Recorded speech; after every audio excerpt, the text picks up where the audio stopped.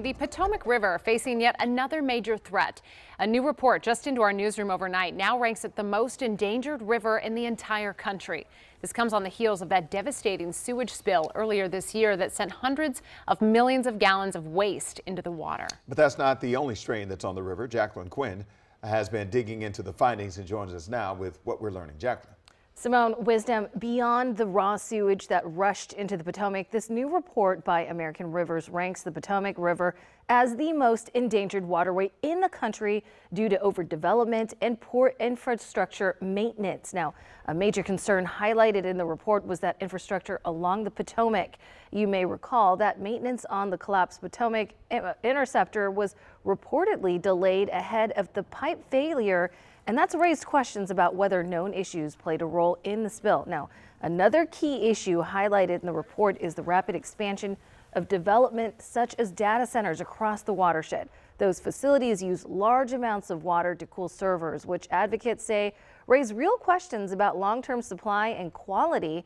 And speaking of quality, while the collapse of the interceptor did not affect drinking water in the area, the environmental watchdog groups, or like the Potomac River Keeper Network, warn the Potomac as a whole provides drinking water for millions of people, as well as supports local seafood businesses. And ultimately, this flows into the Chesapeake Bay, making it a critical natural resource in the region. In fact, since that big burst back on January 19th, we've had 4 other sewage spills from different facilities in the Potomac River, and they just weren't as big.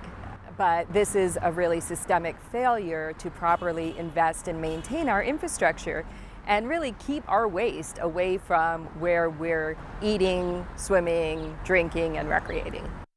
Now, DC Water, which operates the interceptor system responsible for the spill, wrote a statement which reads, the Potomac River is resilient and our water quality sampling has shown for the past 2 months E. coli levels have been within the typical range for recreation. The agency also says they will continue to work with federal, state, and local partners to monitor the impacts of the overflow and rehabilitate the surrounding environment. Now, American Rivers also says the solution starts with investment.